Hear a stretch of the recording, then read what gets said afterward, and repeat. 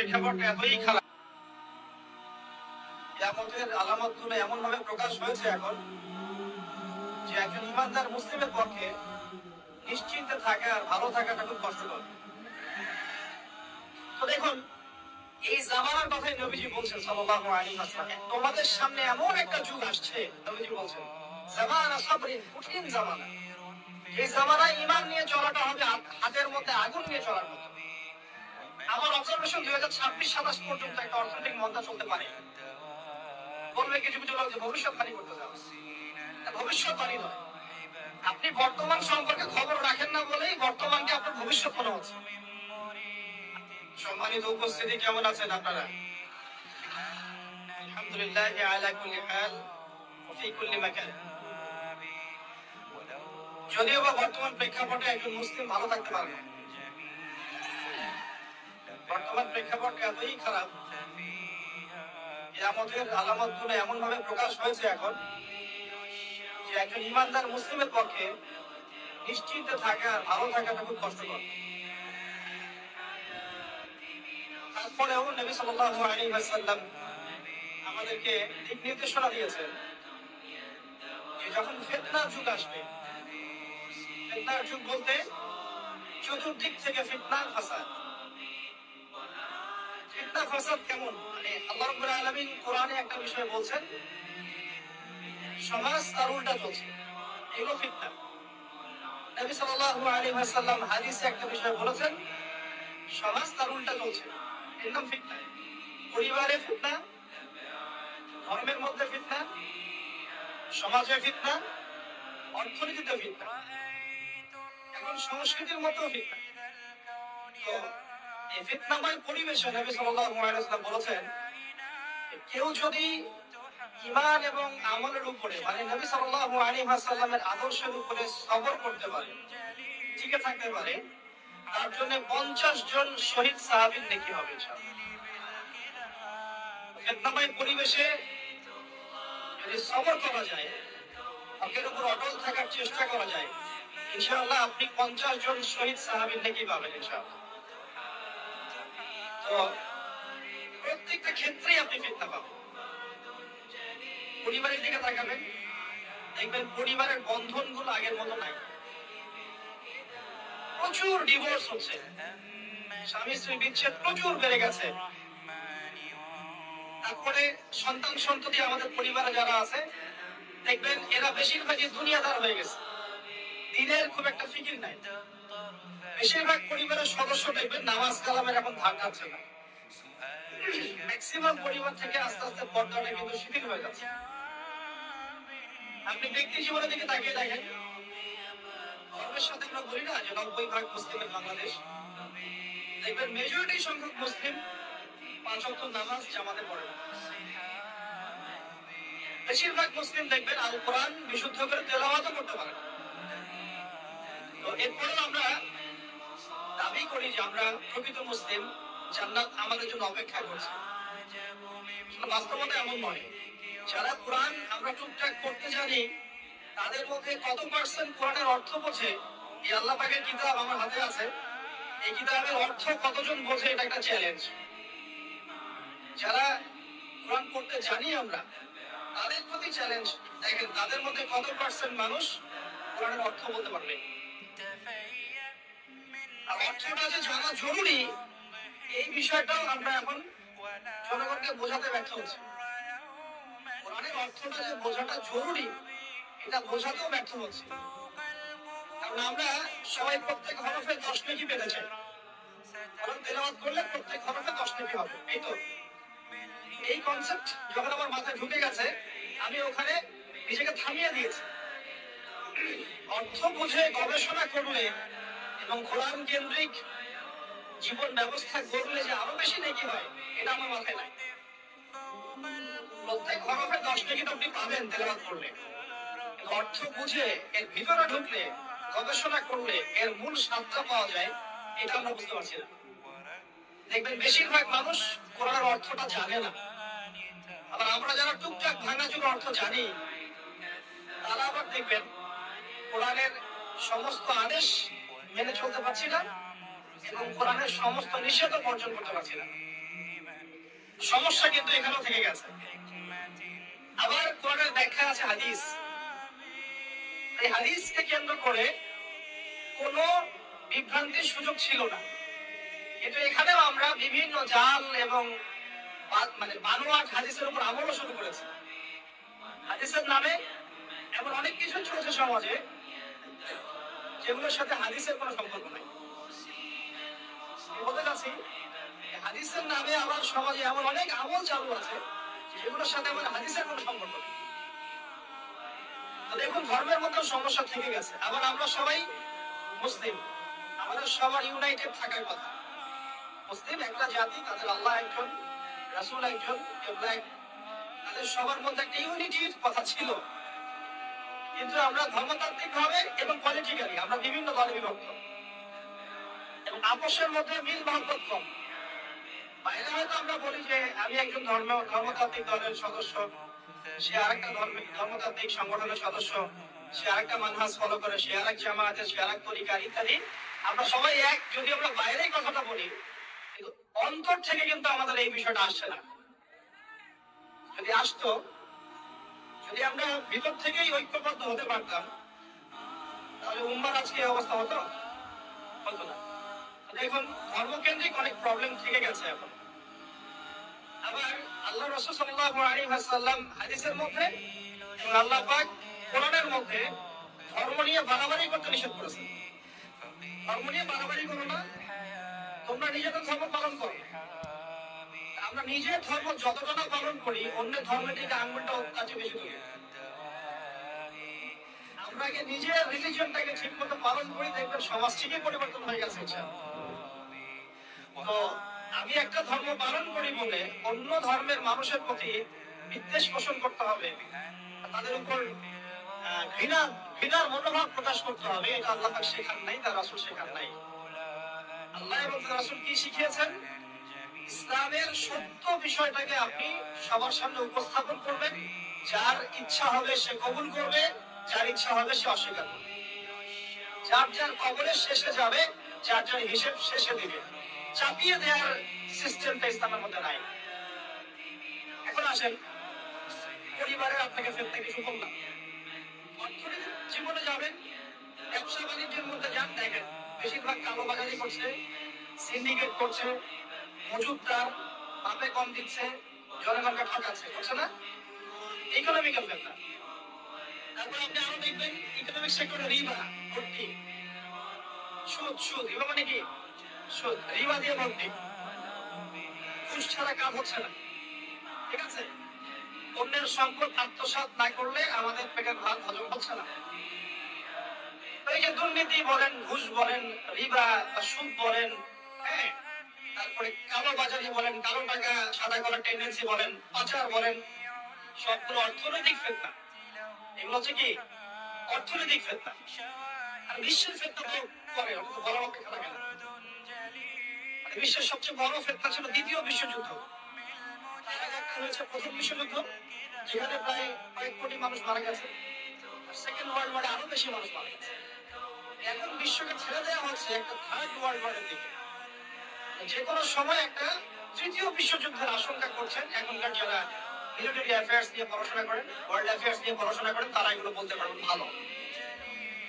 বিশ্বকে একটা খাদ্য মন্দার দিকে ঠেলে দেওয়া হচ্ছে, বিশ্বকে একটা দুর্ভিক্ষের দিকে ঠেলে দেওয়া হচ্ছে, এবং মহামারীর মধ্যে দিয়ে অলরেডি কিন্তু আমাদের বিভিন্ন দেশের ইকোনমিক অবস্থা ভালো না।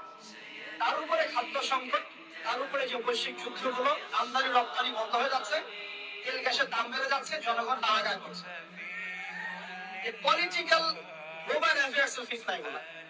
আপনাকে এই জন্যই প্রথমে একটা কথা বললাম যে ফিতনাময় একটা পরিবেশে একজন মুমিন যার অন্তর্দৃষ্টি আছে, যে কোরআন এবং সুন্নাহ দিয়ে এই বিশ্বের এই রহস্যগুলো উদ্ঘাটন করতে পারে, সে ভালো থাকতে পারে না। তার মনটা সবসময় কিন্তু মানে ব্যাকুল থাকবে যে কিভাবে এসব সমস্যা থেকে নিজে উত্তরণের পথ খুঁজতে পারি, আর আমার পরিবারকে বাঁচাতে পারি, আর আমার জনগণকে বাঁচাতে পারি। আর যদি আপনি আত্মকেন্দ্রিক হন, স্বার্থপর হন, তাহলে নিজের চর্চাতে দিবেন, নিজে ভালো থাকলেই পাবেন না। তো দেখুন, এই জামানার কথাই নবীজি বলছেন সাল্লাল্লাহু আলাইহি ওয়াসাল্লাম, তোমাদের সামনে এমন একটা যুগ আসছে, নবীজি বলছেন জামানা সাবরিন, কঠিন জামানা। এই জামানায় ঈমান নিয়ে চলাটা হবে হাতের মধ্যে আগুন নিয়ে চলার মতো। নবীজি বলছেন ওই সময়ে সাহাবী জিজ্ঞাসা করছেন, ইয়া রাসূলুল্লাহ, আমি ওই সময় কি করব? ওই সময় আমি কি করব? আমাকে কি পরামর্শ দিচ্ছেন? নবী সাল্লাল্লাহু আলাইহি ওয়াসাল্লাম বলছেন, হে আমর ইবনে আস, তুমি ওই সময়ে বাড়িতে অবস্থান করো, বাসায় থাকো, বিনা প্রয়োজনে বাড়ির বাইরে এসো না। ওই সময় তুমি নিজের পাপের জন্য আল্লাহর কাছে ক্রন্দন করতে থাকো, বিনা প্রয়োজনে বাড়ি থেকে বের হও। মানুষের সাথে এত বেশি মেলামেশা করো না, নিজে তোমার আমল, তোমার গুনাহ নিয়ে ব্যস্ত থাকো, তোমার পাপের জন্য আল্লাহর কাছে কান্নাকাটি করো, ইনশাআল্লাহ তুমি নাজাত পেয়ে যাবে। এটা একটা অপশন। তোমার পরিবেশে আপনি কিভাবে বাঁচবেন, এটা একটা অপশন। আরেকটা হাদিসে গিয়ে নবী সাল্লাল্লাহু আলাইহি ওয়াসাল্লাম বলেন যে যখন এমন ফিতনাময় পরিবেশ আসবে, তখন যদি তোমরা আমর বিল মারুফ নাহি আনিল মুনকার, সৎ কাজের আদেশ, অসৎ কাজের নিষেধ, আমার সুন্নতের উপর অটল থাকতে পারো, তাহলে তোমরা 50 জন শহীদের নেকি পাবে। সাহাবায়ে কেরাম বলেন, ইয়া রাসূলুল্লাহ, আমিনহুম আও মিন্না, তাদের মধ্যে 50 জন নাকি আমাদের মধ্যে 50 জন শহীদ? নবী করিম সাল্লাল্লাহু আলাইহি ওয়াসাল্লাম বলেন, বাল মিনকুম, বরং তোমাদের মধ্যে 50 জন। এটা অপশন নাম্বার 2। এক কি বললাম, আপনি নিজেকে নিয়ে ব্যস্ত থাকেন, বাসায় থাকেন, বিনা প্রয়োজনে বাড়ি থেকে বের হবেন না, মানুষের সাথে কম মেলামেশা করেন এবং নিজের পাপের জন্য আল্লাহর কাছে কান্নাকাটি করেন, নিজের আমল নামা নিয়ে ব্যস্ত থাকেন, ইনশাআল্লাহ নাজাত পাবেন। 2 নম্বর, যদি আপনার কাছে আরো বেশি যোগ্যতা থাকে এবং আপনি আরো বেশি সাহসী হন এবং আপনি উম্মার, দেশের জনগণের কল্যাণ কামনা করেন, তাহলে অন্যদেরকেও এই ফিতনাময় পরিবেশে টিকে থাকার ফর্মুলা বলে দেন। এখানে সবর করেন, আমর বিল মারুফ নাহি আনিল মুনকারের কাজ করেন, আল্লাহ পাক আপনাকে ইনশাআল্লাহ 50 জন শহীদ সাহাবী নেকি দিবেন। আরো অপশন আছে। কি অপশন? ওই যে আসহাবুল কাহফ কি করেছিল, একটা ফিতনাময় পরিবেশ থেকে নিজেরা আস্তে করে সরে গিয়েছে। যখন আপনি পরিবেশকে পরিবর্তন করতে আর পারছেন না, আমার দিয়েও কোনো কাজ হচ্ছে না, মানুষ কথাও শুনছে না, জুলুম নির্যাতন বাড়তেই আছে, টিকে থাকা মুশকিল, তখন তাদের হিসাবের দায়িত্ব আল্লাহর উপর ছেড়ে দেন, আপনি ওখান থেকে ডিসকানেক্টেড হয়ে যান। এটা একটা অপশন। এই অপশন বেছে নিয়েছিল ইব্রাহিম আলাইহিস সালাম, তার বাবাকে বুঝিয়েছেন, কাজ হয়নি, চলে গেছে। এই অপশন বেছে নিয়েছিল আসহাবুল কাহফ, সবাইকে বোঝাচ্ছে, কাজ হচ্ছে না, তার রাস্তায় করে চলে গিয়ে গুহার মধ্যে রাত কাটানো শুরু করেছে। এমন হাদিস পড়েছি আমি, ফিতনাময় পরিবেশে সবচেয়ে সৌভাগ্যবান হবে ওই শ্রেণীর মানুষ যারা দেখা যাবে যে পাহাড়ি কোনো এলাকায়, দূরবর্তী কোনো জায়গায় বসবাস করছে, যেখানে বৃষ্টিপাত হয়, গরু, ছাগল, মেষ, বকরি এগুলো নিয়ে ওখানে চড়ায়, যখন আজানের সময় হয়, নামাজের ওয়াক্ত হয়, আজান দেয়, নামাজ পড়ে, দুনিয়ার ফিতনা থেকে এরা দূরে আছে, এরা সফল। এমন হাদিস আছে। হয়তো আপনার কাছে মনে হচ্ছে না এখনো ওই যুগ আসে নাই, কিন্তু আমি আপনাকে বলে দেই যে কোরআন এবং সুন্নাহর চোখ দিয়ে যদি আপনি দেখতে শেখেন এবং বর্তমান বিশ্বের প্রেক্ষাপটটা অ্যানালাইসিস করার যোগ্যতা আপনি অর্জন করেন কোরআন সুন্নাহর চোখ দিয়ে, আপনি বুঝতে পারবেন সেই সময় অনেক আগেই চলে এসেছিল। এখন ফিতনা এবং ফাসাদময় এই পরিবেশে আমরা কি করতে পারি, ছোট স্কেলে, বড় স্কেলে না, ছোট স্কেলে। আমি আজকে বড় বিষয় নিয়ে কথা বলতে আসবো, কারণ আমি চিন্তা করলাম যে আসলে প্রথমে যদি ব্যক্তিকেন্দ্রিক বিষয়টা ঠিক না হয়, বড় বিষয়ে আলোচনা করে কোনো লাভ নাই।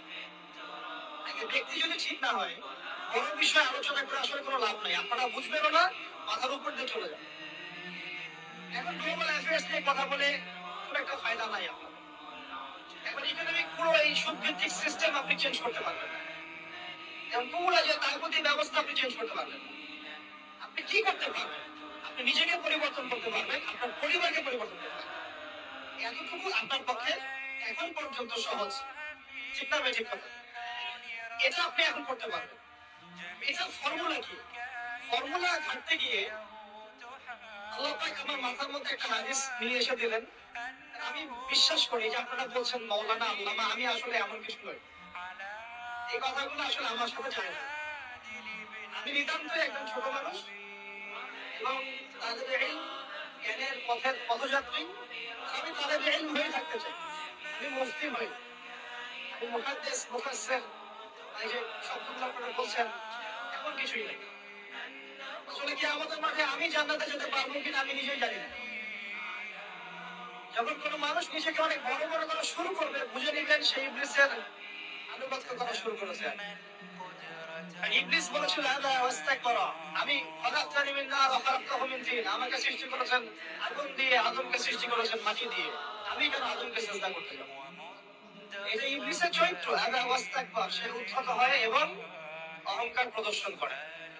আমি মনে করি যে আমি কিছু বলি না, আল্লাহ রাব্বুল আলামিন আমাকে বলার তৌফিক দেন। আলহামদুলিল্লাহ। আমার মাথায় একটা হাদিস আসছে, সকাল থেকে ঘুরছে। সেটা হচ্ছে, দেখুন, বারা ইবনে আযিব রাদিয়াল্লাহু আনহু থেকে বর্ণিত হাদিসটা আসছে এবং হাদিসটা বিশুদ্ধ। এখান থেকে আমি মূল আলোচনা যাচ্ছি যে একদিন আনসার মানুষদের মধ্যে, আনসার কারা? আমাদের আনসার বাহিনী। আনসার কারা? যারা মুহাজির সাহাবীদেরকে আশ্রয় দিয়েছিল মদিনায়, তাদেরকে কি বলা হয়? আনসার। তাহলে শব্দটা সুন্দর না? তাহলে আমাদের বাহিনীর নামটাও সুন্দর ভাষা। তো আনসার সাহাবীদের মধ্যে একজন ইন্তেকাল করেছেন, ইন্না লিল্লাহি ওয়া ইন্না ইলাইহি রাজিউন। এখন তাকে দাফন করা হচ্ছে। নবী সাল্লাল্লাহু আলাইহি ওয়াসাল্লাম কবরের পাশে চুপ করে বসে পড়লেন। আর বসা দেখা দেখি বাকি সাহাবীরাও তাকে ঘিরে গোল করে বসে পড়লেন। তারা বলছেন, আমি এমন ভাবে এখানে বসেছিলাম যেন আমাদের মাথার উপরে পাখি এসে বসতে পারে। চুপচাপ, কোনো নড়াচড়া নেই। দেখেন, রাসূলের সাথে বসার সুন্নত দেখেন। কোরআন এবং হাদিসের মাহফিলে বসার কিন্তু সুন্নত আছে। এখানে বসে দুনিয়াবি এত গল্পগুজব করা যাবে না। এই মোবাইল টোবাইল হাবিজাবি এত ব্যস্ত থাকা যাবে না।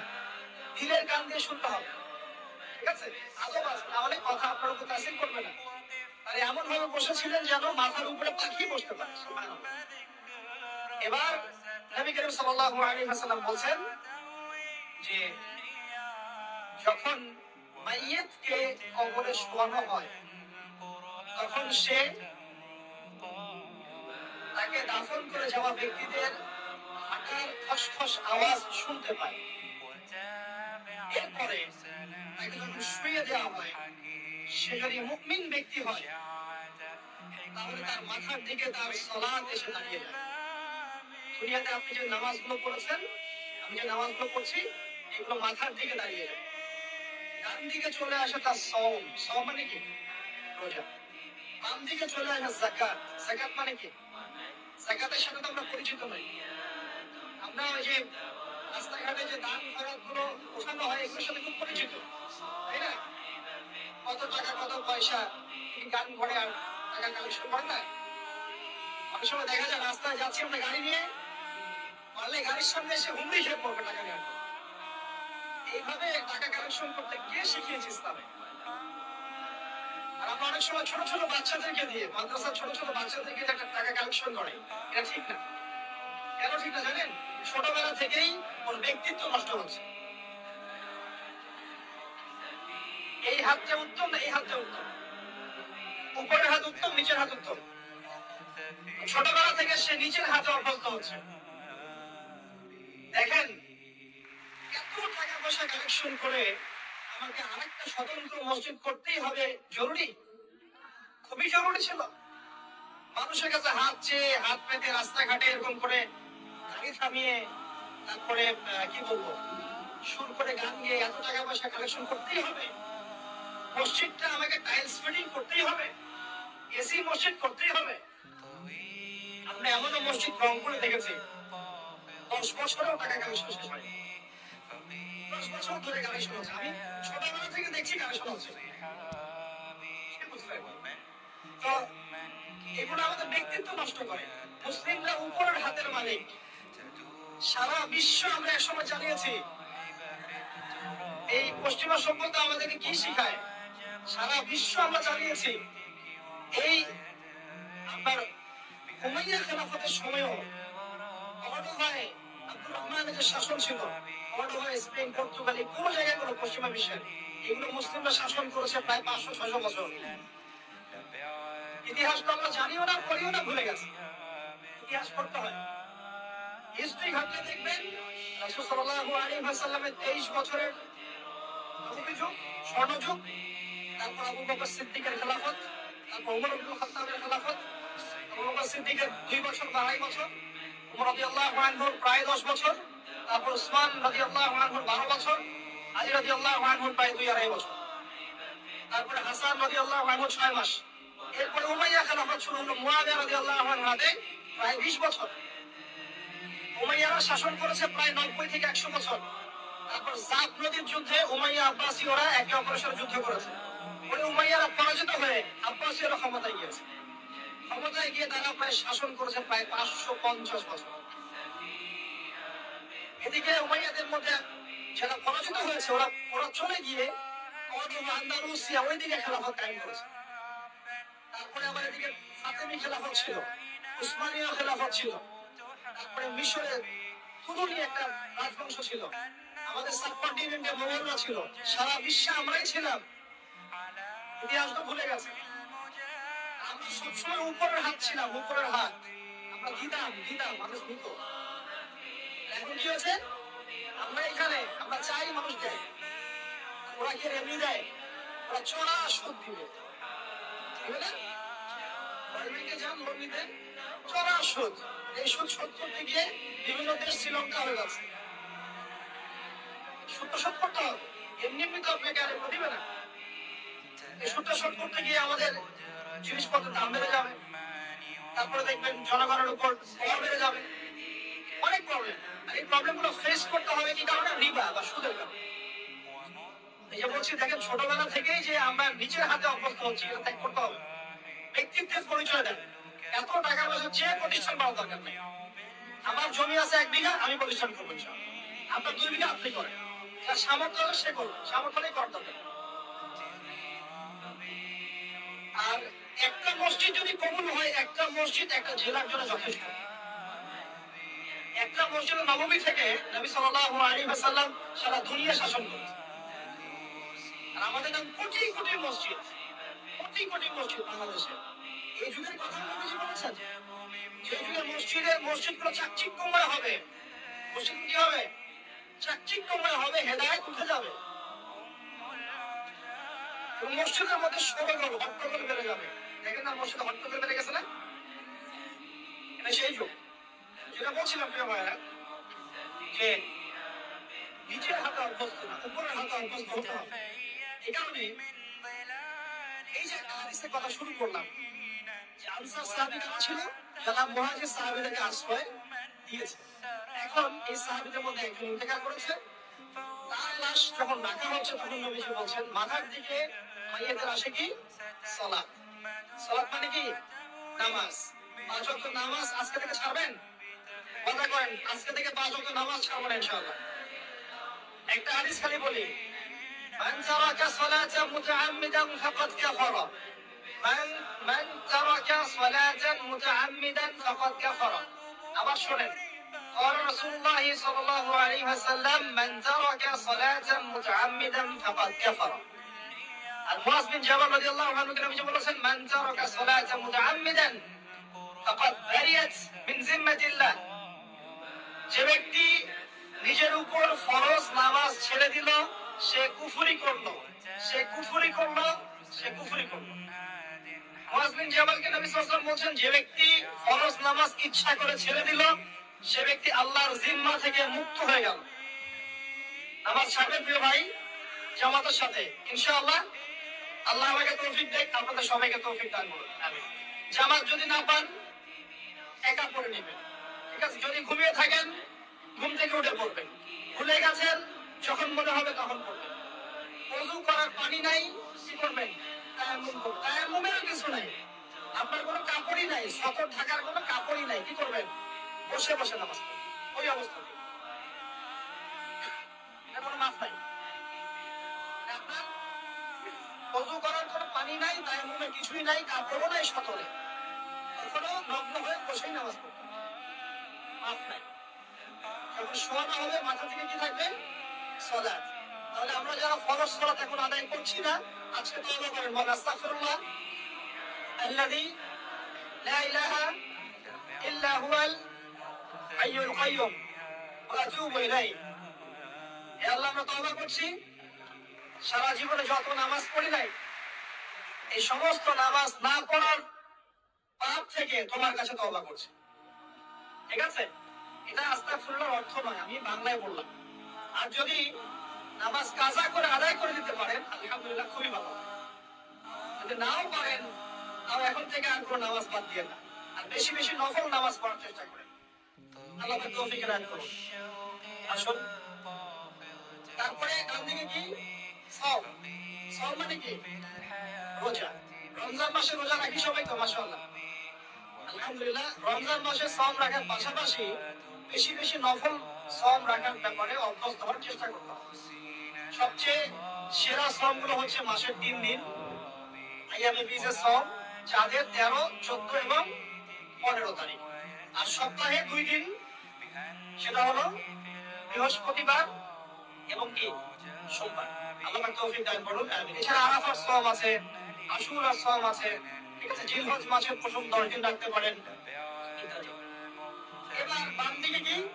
যাকাত। যেটা বলছিলাম, যাকাতের সাথে আমরা খুব একটা পরিচিত নই, অথচ যাকাত একটা ফরজ ইবাদত। কেউ যদি নামাজ এবং যাকাতের মধ্যে পার্থক্য করে সে ব্যক্তি কাফের হয়ে যাবে। কেউ যদি মনে করে নামাজ আমি মানি, যাকাত আমি মানি না, তাহলে কাফের হয়ে যাবে। হিসাব পরিমাণ সম্পদ হলে প্রত্যেক মুসলিমের উপর যাকাত ফরজ। ঠিক আছে, এবং এই যাকাতই হচ্ছে আপনার ইসলামিক অর্থনীতির মূল ভিত্তি। যাকাত হচ্ছে ইসলামিক অর্থনীতির কি মূল ভিত্তি। তো যে কথা বলছিলাম প্রিয় ভাইরা, দেখুন, যাকাত ইসলামিক অর্থনীতির মূল ভিত্তি। কিভাবে জানেন? ব্যবসা এবং যাকাত এটা কি করে? এটা একটা মার্কেটের মধ্যে সম্পদ ঘুরতে থাকে। আমি বোঝাচ্ছি আপনাকে। মনে করেন আপনি ব্যবসা করছেন এবং যাকাত দিচ্ছেন। যাকাত কারা দিবে? যারা যাকাতের হিসাব পরিমাণ সম্পত্তি রাখে, মানে কিছুটা ধনী তারা। তারা ব্যবসা করছে, মাশাআল্লাহ। ব্যবসা যখন করে, ব্যবসায় কি থাকে? লাভ থাকে, লস থাকে, লাভ থাকে, লস থাকে। লাভও হতে পারে আপনার, লসও হতে পারে।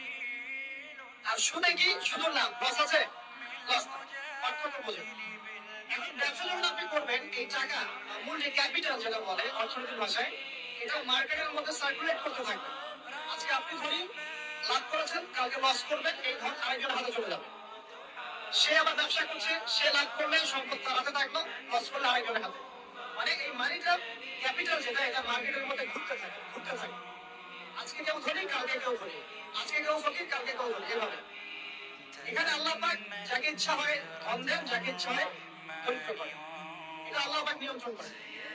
আবার এর মধ্যে যারা ধনী হবে তারা আবার যাকাত দিবে। একা যাকাত দিবে যে গরিব থাকে। এই কারণে অর্থনৈতিক সাম্য থাকবে এবং টাকা ক্যাপিটাল মার্কেটে সার্কুলেট করতে থাকবে। এটা হচ্ছে ইসলামিক ইকোনমিক্স। বুঝতে পারছেন আপনারা? রিবাই কি হবে? রিবাই কোনো লসের চান্স নাই। মানে এখানে ধনী আরো ধনী হতে থাকবে, গরিব আরো গরিব হতে থাকবে, প্লাস যাকাতও দিবে না। তখন সমাজের একটা অংশ অনেক ধনী হবে, আর একটা অংশ একদম মাটিতে পড়ে যাবে, কোনো ব্যালেন্স হবে না। এই কারণে বিশ্বের একটা অংশ, বিশ্বের একটা বড় অংশ যারা সুদখোর, যেখান থেকে সুদ এসেছে, ওইটা আস্তে আস্তে ধনী হয়ে গেছে এবং বিশ্বের বহু কান্ট্রি আস্তে আস্তে দারিদ্র সীমার নিচে চলে আসছে। এটা শুধু ব্যক্তির ক্ষেত্রেই নয়, সমাজের ক্ষেত্রেই নয়, পুরো বিশ্বেটা হচ্ছে। তো এই হলো রিবা এবং ব্যবসা ভিত্তিক, যাকাত ভিত্তিক ইকোনমিক সিস্টেমের পার্থক্য, বেসিক ডিফারেন্স। রিবার মধ্যে আল্লাহ পাক তার হাত উঠিয়ে দেন, আল্লাহ পাক সেখানে আর ইন্টারফেয়ার করেন না। ঠিক আছে, সুদ খাচ্ছ, তুমি তোমার মতো চলো। ব্যবসা ভিত্তিক ইকোনমিক্স চললে আল্লাহ পাক সেখানে কাউকে ধন দিবেন, কারো কাছ থেকে দিবেন। আপনার ধন নিয়ে আমাকে দিবেন, আমার ধন নিয়ে আপনাকে দিবেন। আমি যদি ধনী হই, আমি আবার যাকাত দিব, সেই যাকাতের টাকা আবার আপনার হাতে যাবে, কেউ না খেয়ে মরবে। তো সামনে এই যে বলা হচ্ছে 2023 সাল, 23 সাল না, আমার অবজারভেশন 2026-27 পর্যন্ত একটা অর্থনৈতিক মন্দা চলতে পারে। বলবে কিছু কিছু লোক ভবিষ্যৎবাণী করতে পারে, ভবিষ্যৎবাণী নয়। আপনি বর্তমান সম্পর্কে খবর রাখেন না বলেই বর্তমানকে আপনার ভবিষ্যৎ মনে হচ্ছে। আমাদের অনারেবল মিনিস্টার যারা আছেন ওদেরকে জিজ্ঞাসা করেন, তাদেরকে জিজ্ঞাসা করেন, তারাও বলছেন 2023 সাল থেকে 26 সাল খাদ্য মন্দার মধ্যে যাবে। দেখেন নাই? তারা এই কথা বলছেন কারণ তারা বুঝতে পারছেন ওয়ার্ল্ডের অবস্থা ভালো না। এখানে একটা সলিউশন বলছে, ইচ্ছা হলে আপনি গ্রহণ করতে পারেন, ইচ্ছা হলে নাও করতে পারেন। আমার আমার তো চাপিয়ে দেওয়ার কোনো ক্ষমতা নাই। ওয়ালাকিন ইন্নামা আনতা মুযাক্কির, আপনি শুধু উপদেশ দাতা। লাস্তা আলাইহিম বিমুসাইতির, আপনি কারো প্রতি দারোগা নন। কি উপদেশ? এই যে যাকাত, যেটা যাকাত, আমাদের যাকাত যেটা আছে, এটাকে একটু বড় পরিসরে কালেক্ট করার চেষ্টা করতে হবে।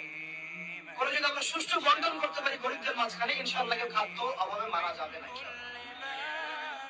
আল্লাহ পাক আমাদেরকে বোঝার তৌফিক দান করুন। এর পাশাপাশি তারা যেটা বলেছেন, ইকোনমিক সেকশনের লিডার যারা আছে তারা যেটা বলছেন এটা ঠিক বলছেন।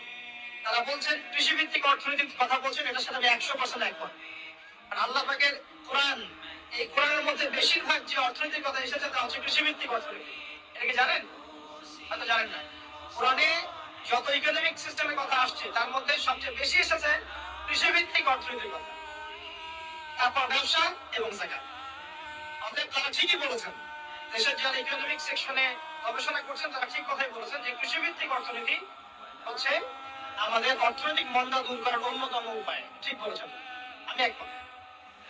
তো যাকাত, এটা কথা বলছিলাম, বাম দিকে যাকাত আসবে। তো যাকাত আমরা দিব তো ইনশাআল্লাহ ভাই।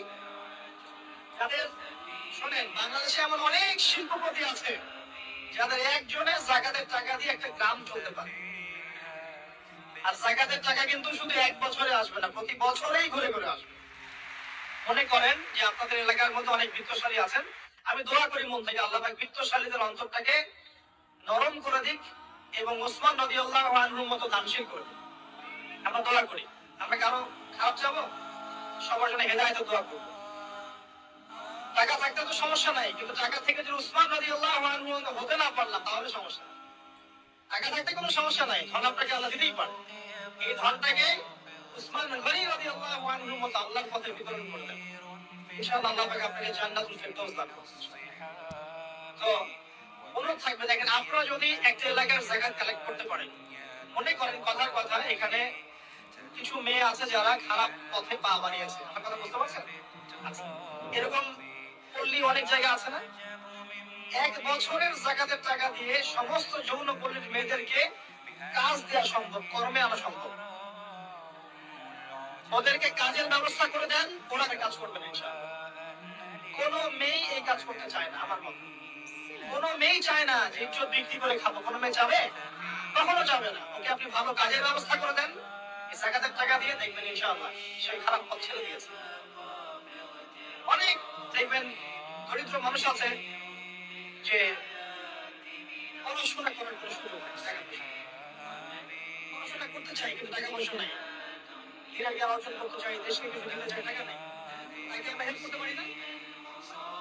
অনেক মানুষ আছে মাদক দ্রব্য বিক্রি করছে, তাকে বুঝান, দিনের হেদায়েত দেন যে ভাই আমি তোমাকে আরো ভালো চাকরি দিব, ভালো ব্যবসা দিব, ছাড়বা কিনা, ছেড়ে দেবে, বুঝালে ছেড়ে দেবে সব।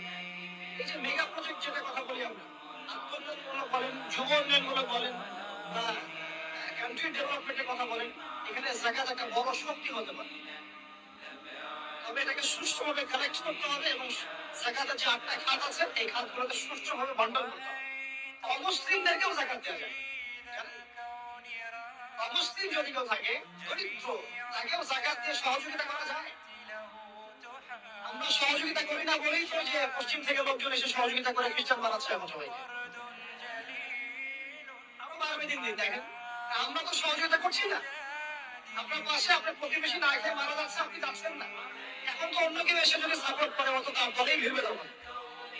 স্বাভাবিক, এটাই হচ্ছে এখন। আল্লাহ বোঝার তৌফিক দান করুন। বাম দিকে মাইয়াদের থাকবে কি ভাই? তারপরে পায়ের দিকে চলে আসবে তার আত্মীয়তার সম্পর্ক রক্ষার ইবাদত, এই যে অন্যান্য দান সদকা, তার নফল আমল, তার তাসবিহ তাহলিল, তার কোরআন তেলাওয়াত ইত্যাদি পায়ের দিকে চলে আসবে। এখানে একটা হাদিস এসেছে, সূরাতুল মুলক, যে ব্যক্তি রাতের বেলা তেলাওয়াত করবে, কোন সূরা ভাই? তাবারাকাল্লাযী বিয়াদিহিল মুলক ওয়া হুয়া আলা কুল্লি শাইইন কাদির। এই সূরা যে ব্যক্তি রাতের বেলা করে তেলাওয়াত করবে, ইনশাআল্লাহ সূরা মুলক কবরে তার সাথে থাকবে এবং কবর আযাব থেকে সূরা মুলক তাকে বাঁচাবে ইনশাআল্লাহ। আমি বুঝাচ্ছি যে কি অবস্থাটা হবে। এবার দুজন ফেরেশতা মাথার দিক থেকে আসবেন, আসতে চাইবেন, সালাত বলবে এখান দিয়ে আসা যাবে না, এদিক দিয়ে আসা যাবে না। ডান দিক দিয়ে আসতে চাইবেন, এদিক দিয়ে আসা যাবে না। বাম দিক দিয়ে আসতে চাইবেন, যাকাত বলবে, এদিক দিয়ে আসা যাবে না। পায়ের দিক দিয়ে আসতে চাইবেন, আমলগুলো বলবে, এদিক দিয়ে আসা যাবে না। তখন যাই হোক তারা আসবেন। এটা তাদের এটা কথা কি, এটা কথাটা হচ্ছে যে সালাতের গুরুত্ব। সে সালাত আদায় করেছে, সে আমার হক আদায় করেছে, আমি তার পক্ষে আছি, পক্ষে বোঝাচ্ছি। রোজা বলবে আমি ওর পক্ষে আছি, তাকে আপনি কোনো শাস্তি দিবেন না, আমি তার পক্ষে আছি। আপনারা দুজন তাকে শাস্তি দিবেন না, আমি যাকাত তার পক্ষে আছি, এটা পক্ষে থাকার কথা। তারপরেও তারা আসবেন, চোখগুলো হবে নীল এবং কালো, নীলাভ চোখে কালো। মুনকার নাকির উঠে বসিয়ে দেওয়া হবে। এবার তিনটা প্রশ্ন। প্রথমে প্রশ্ন হচ্ছে কি, মান রব, তোমার রব কে? তখন মুমিন বান্দা মুখ ফুলিয়ে বলবে রব্বি আল্লাহ, আমার রব কে? আল্লাহ। পৃথিবীতে যে ব্যক্তি আল্লাহর সাথে শিরিক করে নাই, আল্লাহর তাওহীদের উপর থেকেছে এবং তার উপরে মৃত্যুবরণ করেছে, ইনশাআল্লাহ সে ব্যক্তি এর উত্তর নির্দ্বিধায় দিতে পারবে ইনশাআল্লাহ। আর দুনিয়াতে যে বা যারাই আল্লাহর সাথে শিরিক করবে, আল্লাহর সাথে শিরকের পাবে লিপ্ত হবে, ওই অবস্থায় মারা যাবে, তাওহীদের উপর থাকবে না, কোশ্চিন কালেও মান রব্বু উত্তর দিতে পারবে। তারপর প্রশ্ন হয়ে যাবে তোমার দিন কি ছিল?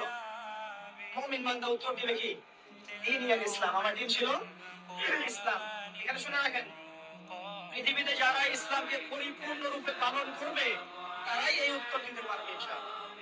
যারা ইসলামকে ঠাট্টা বিদ্রুপের হাসি তামাশার পাত্র বানিয়েছে, মন চাইলে কিছু করি, মন চাইলে কিছু করি না, সহজ করে একটা আমল করি, বাকি কিছু আমল পারি না, হ্যাঁ, নামাজ পড়ি, সুদ ছাড়তে পারি না, ঠিক আছে, বছর বছর উমরা করি, এদিকে ঘুষ দুর্নীতি ছাড়তে পারি না, ইসলামকে ঠাট্টা তামাশার পাত্র বানিয়েছে, এরা কোশ্চিন কালে উত্তর দিতে পারবে না। মা দিন দিনে পরিপূর্ণরূপে ইসলামে প্রবেশ করতে বলেছেন আল্লাহ রাব্বুল আলামিন। যারা পরিপূর্ণরূপে ইসলামে প্রবেশ করবে এবং ইসলামের প্রতিটা মৌলিক বিধান মেনে চলবে, ইনশাআল্লাহ তারা এর উত্তর দিতে পারবে। এরপরে আসবে তৃতীয় প্রশ্ন। নবী সাল্লাল্লাহু আলাইহি ওয়াসাল্লামকে দেখানো হবে, যখন দেখানো হবে তখন সূর্য যখন ডুবে যায়, যে দৃশ্যটা আমরা দেখতে পাই না, ওই দৃশ্যটা ভেসে উঠবে এবং মুমিন বান্দা অস্থির হয়ে যাবে, বলবে আমাকে ছেড়ে দাও, আমি নামাজ পড়বো। সুবহানাল্লাহ। তার কারণ তার কাছে মনে হবে যে আসরের ওয়াক্ত হয়ে গেছে, আসরের ওয়াক্ত হয়ে গেছে, আসরের ওয়াক্ত চলে যাচ্ছে, আমাকে নামাজ পড়তে হবে। চিন্তা করেছেন? ওই যে একটা হাদিস আছে না, যে 7 শ্রেণীর মানুষকে আল্লাহ রাব্বুল আলামিন আরশের ছায়া ছায়া দিবেন, তার মধ্যে এক শ্রেণীর মানুষকে যার অন্তর মসজিদের সাথে ঝুলে থাকে, তার মন মসজিদের সাথে ঝুলেছিল, এই সূর্য ডুবে গেল বলে আমাকে ছেড়ে দাও, আমি নামাজ পড়তে যাবো। তখন ফেরেশতারা বলবেন তোমাকে নামাজ পড়তে দেওয়া হবে, তবে তার আগে তুমি এর উত্তর দাও। কি উত্তর? এই ব্যক্তির দিকে তাকাও। তখন নবী সাল্লাল্লাহু আলাইহি ওয়াসাল্লামকে দেখানো হবে, সাল্লাল্লাহু আলাইহি ওয়াসাল্লাম দরুদ পড়বেন, বলা হবে যে এই ব্যক্তির সম্পর্কে তোমার কি ধারণা?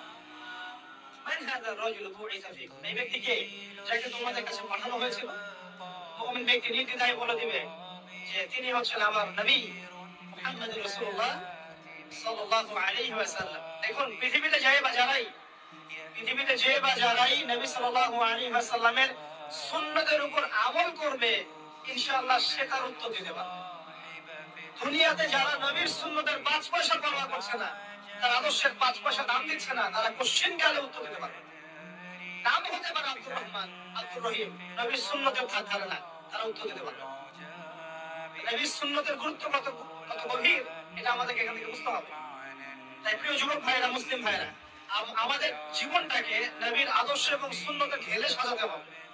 সকাল থেকে সন্ধ্যা পর্যন্ত প্রতিটা কাজ করবো তার তরিকায়, রাসূলের তরিকা। নামাজ পড়বো তার তরিকা, রোজা, সিয়াম, হজ, যাকাত, আমল, মুআমালাত, আখলাক সব তার তরিকায়, নবী সাল্লাল্লাহু আলাইহি ওয়াসাল্লামের তরিকা অনুযায়ী ইনশাআল্লাহ। আল্লাহ পাক তৌফিক এনায়েত করুন, আমিন। এবার ফেরেশতা দুজন জিজ্ঞাসা করবেন অবাক হয়ে, তুমি কিভাবে এটা জানলে? তুমি কিভাবে এই 3টা প্রশ্নের উত্তর দিতে পারলে? কারণ বেশিরভাগ মানুষ তো উত্তর দিতে পারবে না, বেশিরভাগ মানুষই এই উত্তর দিতে পারবে না। কারণ কিয়ামতের মাঠে 1999 জন মানুষ জাহান্নামে যাবে। তো এটা কঠিন পরীক্ষা। আল্লাহ রাসূল সাল্লাল্লাহু আলাইহি ওয়াসাল্লাম বলেছেন যে নিশ্চয়ই তোমাদেরকে এখানে পরীক্ষা ফেলা হবে, আর তোমরা যদি এই পরীক্ষা জেনে তোমাদের মৃতদেরকে দাফন করা থেকে বিরত না থাকতে, তাহলে আমি তোমাদেরকে শুনিয়ে দিতাম কবরে কেমন পরীক্ষা হয়।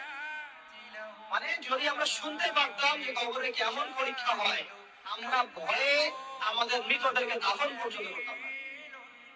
এটা নবীজি বলছেন সাল্লাল্লাহু আলাইহি ওয়াসাল্লাম। তাকে জিজ্ঞাসা করা হবে যে তুমি কিভাবে জানলে? বেশিরভাগ মানুষ তো পারে না উত্তর দিতে। তখন সেই ব্যক্তি বলে বসবে, সে ব্যক্তি বলবে যে আমি আল্লাহর কিতাব, এই কোরআন পড়েছি। মুমিন বলবে আমি আল্লাহর কোরআন পড়েছি, আমানতু বিহি, আমি এর উপর ঈমান এনেছিলাম, ওয়া সাদ্দাকতু, এবং সত্যায়ন করেছিলাম। অতএব দুনিয়াতে যারা দ্বীনের জ্ঞান অর্জন করছে না, কোরআন পড়ছে না, হাদিস পড়ছে না, পড়াশোনার চেষ্টা করছে না, জানার চেষ্টা করছে না, কবরে পার হওয়া ডিফিকাল্ট আছে। এটা একটা অন্যতম প্রশ্ন। আমরা কিন্তু মনে করি তিনটা প্রশ্ন হচ্ছে, আসলে প্রশ্ন হচ্ছে কয়টা? তিনটার পরে আরো একটা এক্সট্রা। কিভাবে জানলে? ওর উত্তর দিচ্ছে আমি আল্লাহর কিতাব পড়েছি, ঈমান এনেছি, সত্যায়ন করেছি।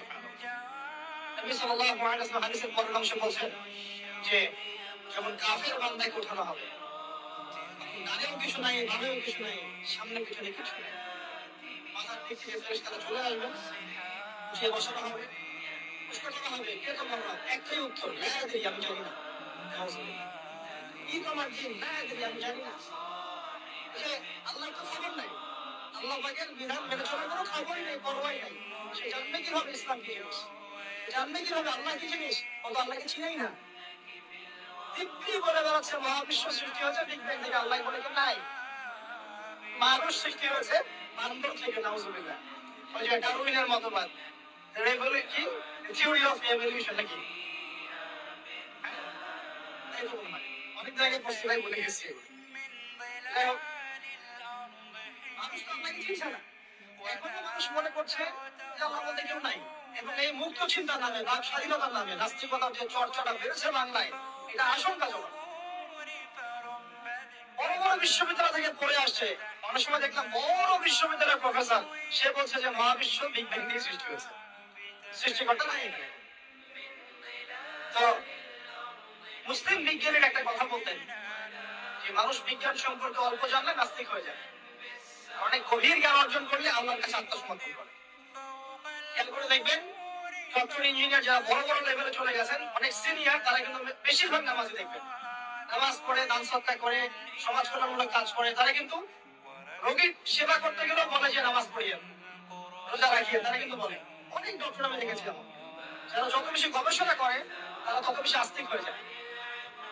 গবেষণা করে নাস্তিক হয়ে যাবে। কত প্রশ্ন, ইসলামে এটা কেন, এটা কেন, ইসলামে বহুবিবাহ কেন, হ্যাঁ ইসলামে পর্দার বিধান কেন, তারপর ইসলামে এত রেস্ট্রিকশন, এত বাইন্ডিংস কেন, হ্যাঁ স্বাধীনতা নাই কেন, কত প্রশ্ন। ইসলামের এগেছে কত তীর এখন ছোড়া হচ্ছে। এই ব্যক্তি কেমন করে উত্তর দিবে যে মাহাদি এলো দিন কি? আল্লাহ থেকে কত প্রশ্ন ছোড়া হচ্ছে, কত শিরকের পাপ আমরা করছি, অনেক সময় মুসলিম হয়েও শিরকের পাপ করছে। কিভাবে উত্তর দিবে? তিন নাম্বার প্রশ্ন যখন করা হবে এই ব্যক্তিকে, দেখো দেখি, সে বলবে যে আমি জানি না এই ব্যক্তিকে, তবে শুনেছিলাম, মানুষের মুখে শুনেছিলাম, মানুষ যা বলতো আমি তাই বলতাম। মানুষের রাসূল সাল্লাল্লাহু আলাইহি ওয়াসাল্লামের নাম শুনেছিল হয়তো বা, কিন্তু তার সুন্নত বা আদর্শ কখনো মেনে চলে। এবার জান্নাতি ব্যক্তি হলে কি হতো? ওই যে সূর্য ডুবছিল যেখানে, তার দৃষ্টির সীমা পর্যন্ত কবরকে প্রশস্ত করে দেওয়া হবে, এবং জান্নাতের একটা দরজা তার কবরে খুলে দেওয়া হবে। এটা কিভাবে করা হবে সেটা আল্লাহ পাক জানেন, এটা ব্যাখ্যা করার জ্ঞান আল্লাহ আমাদেরকে দেন নাই। যে মানুষের ক্ষুদ্র জ্ঞানে মানুষ ব্যাকটেরিয়া, ভাইরাস নিয়ে গবেষণা করতে হিমশিম খেয়ে যায়, সে মহাবিশ্বের স্রষ্টা নিয়ে কিভাবে গবেষণা করবে? আল্লাহ পাকের অসীম জ্ঞানের সামনে আমার জ্ঞান কি? খুবই ক্ষুদ্র। হাদিসে এসেছে বুখারী শরীফের মধ্যে যে একটা মহাসমুদ্রের মধ্যে যদি একটা পাখি এক ফোঁটা পানি উঠিয়ে নিয়ে যায়, ওই এক ফোঁটা পানি হচ্ছে মহাবিশ্বের জ্ঞান, আর বাকি পুরো মহাসাগর হচ্ছে আল্লাহ পাকের জ্ঞান। তো আমরা এই ক্ষুদ্র জ্ঞানের মানুষ হয়ে আল্লাহর জ্ঞানকে কেমন করে পেনিট্রেট করতে পারি? তো আল্লাহ পাক জান্নাতের দরজাগুলো খুলে দিবেন, একটা দরজা খুলে দিবেন, সেখান থেকে বাতাস আসবে, জান্নাতের নাজ নিয়ামত উপভোগ করতে থাকবে, এবং তার রূহটাকে সবুজ রঙের পাখির আকৃতিতে জান্নাতে রেখে দেওয়া। ইল্লিন মানে ওখানে জান্নাতের নিয়ামত সে পাবে। এটাকে বলা হয় দারুল বারজাখ বা বারজাখের জীবন। জীবন অনেকগুলো, একটা হচ্ছে রূহ রুহের জগৎ, রুহের জগতে আমরা সবাই ছিলাম। শোনেন, রুহের জগতে যার সাথে যার বন্ধুত্ব ভালোবাসা গভীর ছিল, দুনিয়াতে তার সাথে তার ভালোবাসা বেশি। জানেন না, জানতেন হাদিসটা? রুহের জগতে যদি কখনো আপনার সাথে আমার দেখা হয়ে থাকে, দুনিয়াতে আপনার সাথে আমার দেখা হবে ইনশাআল্লাহ।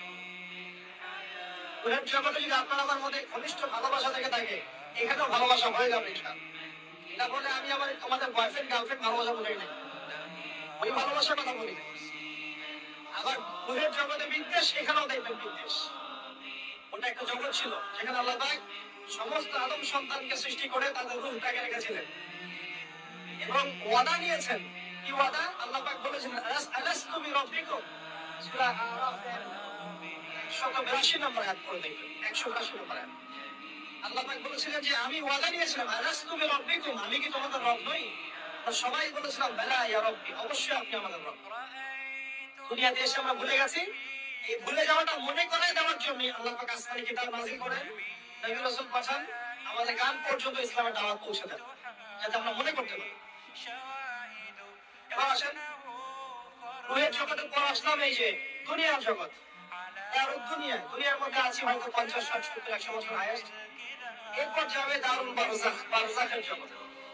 পাপী ব্যক্তি হলে জাহান্নামের দরজা খুলে দেওয়া হবে, জাহান্নামের সে আযাব ভোগ করতে থাকবে, এবং পুণ্যবান ব্যক্তি হলে জান্নাতের দরজা খুলে দেওয়া হবে এবং এর নাজ নেয়ামত সে ভোগ করতে থাকবে। তখন তাকে বলা হবে এটা জান্নাতের সেই জায়গা যেখানে তুমি থাকবে। এটা দেখার সাথে সাথে, শোনার সাথে সাথে তার যে খুশি, উৎফুল্লতা অনেক বেড়ে যাবে এবং সে কি করবে জানেন? সে পৃথিবীতে ফিরে আসতে চাইবে। সে বলবে আমাকে আমার পরিবার বর্গকে জানাতে দেন, আমাকে আমার পরিবার বর্গকে জানাতে দেন যে আমি ভালো আছি। তখন ফেরেশতারা তাকে বলবেন যে এটা সম্ভব না, তোমার এবং তাদের মাঝে দারুল বারজাখ আছে, তুমি এটা ভেদ করে যেতে পারবে না। তখন তার আত্মাটাকে লিনে দেওয়া হবে একটা সবুজ পাখির আকৃতিতে, জান্নাতে ঘুরে বেড়াবে ইনশাআল্লাহ। আর যদি জাহান্নামী হয়, আমি যে বললাম দরজা খুলে যাবে জাহান্নামের, মর্মান্তিক আযাব তার দিকে আসতে থাকবে, কবর সংকুচিত হয়ে আসবে এমন ভাবে যাতে তার বাম পাঁজর ডান পাঁজরের ভিতরে এভাবে ঢুকে যাবে। এই আযাব চলতে থাকবে ইলা ইয়াউমি ইয়াবআসুন, পুনরুত্থানের দিন পর্যন্ত। এখন এই যে হাদিসটা আপনারা শুনলেন, এই হাদিসটা ব্যক্তিকেন্দ্রিক নয় কি? এখানে তিনটা বিষয় আপনাকে ফোকাস করতে হবে আমাদের। এক, তাওহীদ, আল্লাহ পাকের তাওহীদ। দুই, রিসালাত, রাসূলুল্লাহ সাল্লাল্লাহু আলাইহি ওয়াসাল্লামের রিসালাত, এবং আখিরাত, পরকাল। এই তিনটা বিষয় খুব স্বল্প কথায় বলছেন। তাওহীদ কি? আল্লাহ পাকের একত্ববাদ।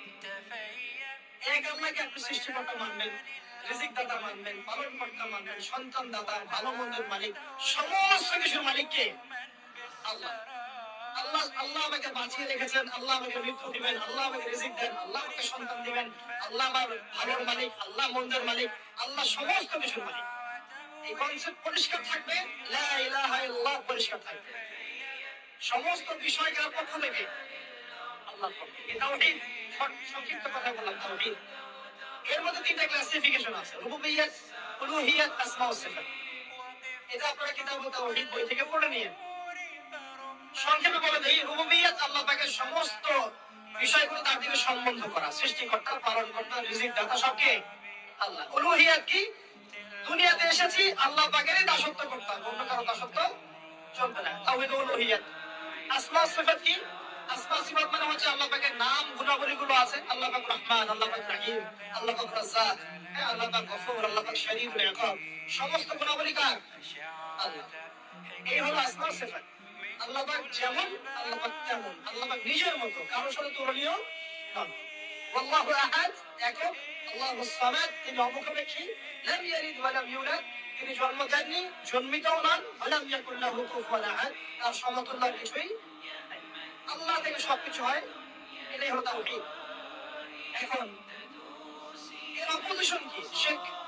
তাওহীদের বিরুদ্ধে গেলে কি হয়ে যাবে? সে কেউ যদি মনে করে যে আল্লাহ ছাড়া কেউ আমাকে জীবন দিতে পারে, আল্লাহ ছাড়া কেউ আমাকে মারতে পারে, আল্লাহ ছাড়া কেউ আমাকে রিজিক দিতে পারে, অথবা আল্লাহ ছাড়া কেউ সন্তান দিতে পারে, আল্লাহ ছাড়া অন্য কারোর কাছে কেউ যদি দোয়া করে, আল্লাহ ছাড়া অন্য কারোর জন্য নজর মানত করে, আল্লাহ ছাড়া অন্য কারো নামে কসম খায়, আল্লাহর হালালকে হারাম করে দেয়, আল্লাহর হারামকে হালাল করে নেয়, ঠিক আছে? আল্লাহ থেকে শুভ অশুভ আসে না, শুভ আল্লাহর পক্ষ থেকে আসে, অশুভ শয়তানের পক্ষ থেকে আসে। এমনও যদি কেউ মনে করে শুভ অশুভ দুটোই আল্লাহর পক্ষ থেকে আসে, কিন্তু কেউ যদি মনে করে শুভ গুলো আল্লাহর পক্ষ থেকে, অশুভ গুলো শয়তানের পক্ষ থেকে, এমনও যদি মনে করে, শিরক হয়ে যাবে। মুসলিমরা চলাফেরায়, মুসলিমরা আল্লাহ ছাড়া অন্য কারোর কাছে চাচ্ছে, মুসলিমরা অনেকে কবরে সিজদা করছে, মুসলিমরা অনেকেই মৃত মানুষের কাছে দোয়া করছে, হাতে বালা পরে আছেন, খোলেন না। কেন খোলেন না? ভয়ে যদি আপনার ক্ষতি হয়। শিরক। মুসলিমরা দেখবেন আগুনের সামনে মাথা নত করছে, মুসলিমরা এখন মেডিটেশন করে, ধ্যান করে, মুসলিমরা জিনকে তাবে করতেছে, অনেক সময় দেখা যায় মুসলিমরা জাদু করতেছে, জাদুবিদ্যা, কুফরি কালাম করছে না, করছে, সবই শিরক, সবই শিরক। মুসলিমরা দেখবেন আল্লাহর হালাল যেগুলো আছে এগুলোকে হারাম করে ফেলছে, আবার অনেক সময় আল্লাহর হারাম গুলোকে হালাল করে নিচ্ছে। সুদ কি ভাই? এখানে ফরজ, হালাল করে নেওয়া হয়েছে। মদ কি? আমাদের কাছে তো ওয়াজিব, এখানে ঘুমায় না। এই যে আল্লাহ হারাম গুলোকে কি করছি আমরা? হালাল করে দেয়, এটাও শিরক, কুফরি। তো এক কথায় তাওহীদের উপর যারা থাকবে মান রব্বুক উত্তর দিতে পারবে ইনশাআল্লাহ। যারা শিরক করে ফেলবে ওই অবস্থায় মারা যাবে, মান রব্বুক উত্তর দিতে পারবে। আমার কথা কি বোঝা যাচ্ছে? আমি সহজ করার চেষ্টা করছি কিন্তু হয়তো পারছি না, এটা আমার ব্যর্থতা। এক কথায় যদি আমরা কবরের প্রথম প্রশ্ন উত্তর দিতে চাই তাহলে আমাদেরকে অবশ্যই তাওহীদের উপর থাকতে হবে, শিরকে যাওয়া যাবে না। প্রিয় ভাইরা, শিরকের পাপ থেকে আজকে তওবা করে ফেলবেন। আল্লাহ জেনে না জেনে জীবনে যত শিরক করেছে আল্লাহ মাফ করবেন, এবং আগামী দিনগুলোতে শিরকের পাপে লিপ্ত হবে না। প্রিয় ভাইরা, যদি আপনার আমলনামায় আসমান জমিন সমানও পাপ থাকে, শিরকের পাপটুকু না থাকে, আল্লাহ পাক আপনার পুরো পাপ মাফ করতে পারবে ইনশাআল্লাহ। আল্লাহ পাক বলেছেন মিরাজের রাতে নবী সাল্লাল্লাহু আলাইহি ওয়াসাল্লামকে আরশে আযীমের কাছে উঠিয়ে নিয়ে আল্লাহ পাক তিনটা ওহী করেছেন। কয়টা ওহী? একটা ছিল 5 ওয়াক্ত নামাজ, ঠিক আছে? দুই নাম্বার হচ্ছে সূরা বাকারার শেষের 3টা আয়াত। 3 নাম্বার একটা ওয়াদা, একটা প্রতিশ্রুতি। সেটা কি? মুহাম্মদ সাল্লাল্লাহু আলাইহি ওয়াসাল্লাম, তোমার উম্মতের মধ্যে কেউ যদি আসমান জমিন সমান পাপ নিয়ে আমার সামনে হাজির হয় কিন্তু আমার সাথে কাউকে শরীক না করে, শিরক না করে, তাহলে আমি আল্লাহ তার সামনে আসমান জমিন সমান ক্ষমা নিয়ে হাজির হব, মানে মাফ করে দেওয়া হবে ইনশাআল্লাহ। অতএব শিরকের পাপে যায় না, ইনশাআল্লাহ জান্নাতে যাওয়া যাবে। যে ব্যক্তি মন থেকে একবার লা ইলাহা ইল্লাল্লাহ পড়েছে, সমস্ত বিষয় আল্লাহর দিকে সুপর্দ করে, তার অন্যান্য অনেক পাপ থাকতে পারে, আল্লাহ পাক চাইলে সব পাপ মাফ করতে পারে। অতএব মান রব্বুক উত্তর দিতে চাইলে শিরকের পাপে যাওয়া যাবে? যাবে না। আধুনিক শিরকের মধ্যে সবচেয়ে ভয়ঙ্করটা হচ্ছে এটা যে আমরা আল্লাহর হালালকে হারাম করে নিচ্ছি, হারামকে আবার হালাল করে দিচ্ছি। এখানে যায় না। সবকিছু আল্লাহ থেকে আসে, দোয়া আল্লাহর জন্য করবেন, নামাজ আল্লাহর জন্য, সবকিছু ইবাদত আল্লাহর জন্য, দিনী ইলম অর্জন আল্লাহর জন্য। প্রতিটা কাজের করার আগে নিয়ত ফিক্স করবেন, কেন করব? পরকালীন স্বার্থ থাকলে করব, না হলে করব না। কেন তুমি টিকটকে যাবা না? কারণ পরকালীন কোনো স্বার্থ নাই। কেন তুমি ফ্রি মিক্সিং অ্যাফেয়ার্সে যাবা না? কারণ পরকালীন কোনো স্বার্থ নাই। কেন মদ খাবা না? পরকালীন কোনো স্বার্থ নাই। কেন মিউজিকে যাচ্ছ না? কারণ পরকালীন কোনো স্বার্থ নাই। কেন তুমি এই যে সুদ খাবা না? কারণ পরকালীন কোনো স্বার্থ নাই। যে কাজে পরকালীন কোনো স্বার্থ নাই সে কাজে কোনো মুমিন মুসলিম নাই। কেন নামাজ পড়বো? কারণ পরকালীন স্বার্থ আছে। কেন রোজা রাখবো? পরকালীন স্বার্থ আছে। কেন আমি হালাল বিয়ে করবো, হারাম জেনায় যাবো না? পরকালীন স্বার্থ আছে। কেন আমি যাকাত দিব, ব্যবসা করবো, সুদ খাবো না? কারণ পরকালীন স্বার্থ আছে। কেন ইসলামের দাওয়াত দিব? পরকালীন স্বার্থ আছে। কেন হাদিস প্রচার করবো? কারণ পরকালীন স্বার্থ আছে। ইসলামের জন্য সবর করবো কেন? পরকালীন স্বার্থ আছে। পরকালীন স্বার্থ যেখানে, মুসলিম সেখানে। পরকালীন স্বার্থ নাই, আল্লাহ নাই। প্রত্যেকটা কাজ করার আগে নিয়তটা ফিক্স করতে হবে, পরকালের কোনো স্বার্থ আছে? বলে হ্যাঁ আছে, তাহলে স্বার্থ নাই, আমি নাই। কোন ফুজুল কি বাত, ফাহেসা কোন কাজ, এসব কাজে আমরা নাই, বিকজ এগুলোতে কোনো পরকালীন স্বার্থ। আমাদের জীবনের প্রতিটা মোমেন্ট, প্রতিটা সেকেন্ড আল্লাহর দেয়া দান। আমি নিজের ইচ্ছার মতো এটাকে অকুপাই করতে পারি না। হ্যাঁ, আপনি মিউজিক শুনতে চান, আপনি সং পছন্দ করেন, আপনি নাশিদ শোনেন, ইসলামিক নাশিদ শোনেন, ওখানে আপনার ইমান একটু দীপ্ত হবে, পরকালীন স্বার্থ আছে। আপনি নিজের যৌন চাহিদাকে দমন করতে পারছেন না, হালাল ভাবে বিয়ে করে নেন, বিয়ে করার পর আপনি যত ইচ্ছা স্ত্রীকে মহব্বত করেন, প্রত্যেকটা মহব্বতে নেকি পাবেন। এমনকি স্ত্রীর দিকে নেক নজরে তাকাবেন, তাদের নাকি, তার মুখে খাবার তুলে দেবেন, তাদের নাকি, তার হাত ধরে হাঁটবেন, তাদের নাকি, তাকে নিয়ে রাতের চাঁদ দেখবেন, তাদের নাকি। আপনি আপনার নিয়তটাকে চেঞ্জ করেন, কাজের ডাইরেকশন চেঞ্জ করেন। পরকালের স্বার্থ থাকলে করবেন, নাহলে করবো না। আপনি পছন্দ করেন ঘুরে বেড়াতে, আল্লাহর দিনে দায়ী হয়ে ঘুরে বেড়ান না, সমস্যা কি? আল্লাহর জমিন ঘুরে দেখেন, এসব অবান্তর কাজে লিপ্ত না থেকে আল্লাহ পাকের নিদর্শন গুলো ঘুরে দেখেন, আপনার ঈমান বাড়বে ইনশাআল্লাহ। আপনার সংস্কৃতি ভালো লাগে, ইসলামিক সংস্কৃতি মেনে চলেন। আপনি কবিতা লিখতে ভালোবাসেন, ইসলামিক কোনো কবিতা লেখেন। আপনি উপন্যাস পড়তে ভালোবাসেন, ইসলামিক কোনো উপন্যাস পড়েন। আমি বলছি না এগুলোর বাইরে কোনো পড়াশোনা করা যাবে না, এমনটাও কিন্তু বলছি। আমি বলছি আপনি আপনার পুরো কাজটাকে আগে ফিক্স করবেন, পরকালের কোনো স্বার্থ আছে কিনা। যদি হ্যাঁ দেখা যায় হ্যাঁ পরকালের স্বার্থ ঠিক আছে, অবশ্যই করেন, কোনো সমস্যা নেই। আল্লাহ বোঝার তৌফিক দান। দেখুন প্রিয় ভাইরা, শিরকের পাপে যাওয়া যাবে। এই শিরকের পাপ না থাকলে আমল নামাই ইনশাআল্লাহ আমরা জান্নাতে যাব এবং কবরের উত্তর দিতে পারবো ইনশাআল্লাহ। আমার রব্বুর উত্তর পাস ইনশাআল্লাহ। তারপরে কি এক কথায় ইসলামের অনেক বিধিবিধান আছে, নামাজ, কালিমা, সওম, যাকাত, হজ সব আছে। আমর বিল মারুফ, নাহি আনিল মুনকার, পিতামাতার খেদমত, প্রতিবেশীর অধিকার, স্ত্রীর অধিকার, তারপরে সন্তানদের অধিকার, যাকাত সবকিছু আছে। এখন যদি ইসলামের কিছু অংশকে মেনে নেন, কিছু অংশকে না মানেন, এটা কিন্তু কুফরি। ইসলামের কিছু অংশকে মানছেন, কিছু অংশকে মানছেন না, এটা কিন্তু কুফরি। ইসলামের পরিপূর্ণ বিধানটাকে যদি মেনে চলেন ইনশাআল্লাহ আযজা ওয়া জাল আপনি মা দ্বীনের উত্তর দিতে পারবেন। আপনি আমল করতে পারেন না পারেন, মনে করেন আপনি আমল করতে পারছেন না, কিন্তু আপনি আকীদা পোষণ করছেন যে হ্যাঁ ইসলামে যা আছে আমি সবকিছু মেনে চলি, কিন্তু হয়তো আমল করতে গিয়ে আমি পারছি না। আপনি হয়তো নামাজ 5 ওয়াক্ত পড়তে হয় আমি জানি, আমি মানি, কিন্তু আমার মাঝে মাঝে মিস হচ্ছে, মাঝে মাঝে আমি জামাত মিস করে ফেলছি। আপনি মানেন যে সওম রাখতে হয়, মাঝে মাঝে আপনার সওম মিস হয়ে যাচ্ছে, কিন্তু আপনি বিশ্বাস করেন যে হ্যাঁ আপনি সওম রাখতে হয়, বাকিটা ঠিক আছে। আপনি যাকাত দেন নাই এতদিন, কিন্তু আকীদা রাখেন হ্যাঁ দিতে হয়, আমি সুযোগ পেলে দিয়ে দিব। এই যে কনসেপ্টটা ক্লিয়ার রাখা যায় না, ইসলামের বিধানগুলো প্রতিটা আমি মানি মন থেকে, হয়তো আমল করতে গিয়ে আমি পেরে উঠতেছি না বা হয়ে উঠছে না। ইনশাআল্লাহ একদিন না একদিন আল্লাহ পাক আপনাকে তৌফিক দিবেন ইনশাআল্লাহ, আল্লাহ পাক তৌফিক দান করুন। কিন্তু কনসেপ্ট যদি ক্লিয়ার না থাকে যে আমি কিছু অংশ মানি, কিছু অংশ মানি না, এটা ইসলাম হলো না। উদখুলু ফিস-সিলমি কাফা, পরিপূর্ণরূপে ইসলামে প্রবেশ করেন। দিনই পর অনেকে আছে পর্দা হয়তো করতে পারছে না, কিন্তু মনে করে, বিশ্বাস করে যে পর্দা করতে হয় না ফরজ। ইনশাআল্লাহ আল্লাহ চাইলে ওকে একদিন তৌফিক দিবেন ইনশাআল্লাহ। হয়তো এখন মুখ খোলা আছে, হয়তো বা আগে গেঞ্জি টি শার্ট পরে ঘুরতো, এখন সেলোয়ার কামিজ পরছে, ঢিলে ঢালা জামা পরছে, এখনো বোরকা পরছে না। ওকে তুচ্ছ-তাচ্ছিল্য করার দরকার নাই। ওকে আরো আরো বোঝান, আরো নরম হন, আরো বুঝিয়ে সুঝিয়ে ইসলামের দিকে আনার চেষ্টা করেন। এতদূর এসেছে, ওই পর্যন্ত যাবে ইনশাআল্লাহ। এবং বিশ্বাস করে হ্যাঁ পর্দা করতে হয়, আমি মানি পর্দা করতে হয়, কিন্তু আমি এখন করতে পারছি না, ইনশাআল্লাহ করব, আল্লাহ পাক চাইলে তৌফিক দিবেন ইনশাআল্লাহ। এই যে বিষয়টা, যে ইসলামকে মনে আগে ধারণ করা, যেটা আমি মানি ইসলামের প্রত্যেকটা বিধান ঠিক আছে। চুরি করলে চোরের হাত কাটতে হয়, ইসলাম বলেছে। ডাকাতি করলে শাস্তি আছে, জেনা যদি কেউ করে 100 বেত টাকা, মদ খেলে 40টা বেত টাকা, ব্যভিচার যদি করে কেউ, এই পরকীয়া করে বিবাহিত ব্যক্তি, রজম।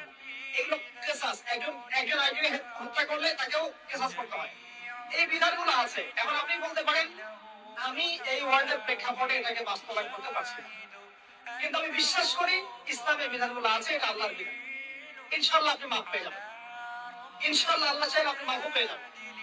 কিন্তু যদি মনে করেন না এই যুগের এটা চলেই না, আমি আল্লাহ পাকের এসব বিধান কিচ্ছু মানি না, আমি যে বিধান বুঝি এটাই চূড়ান্ত, তাহলে খবর আছে, তাহলে মা দিনের উত্তর দিতে পারবো।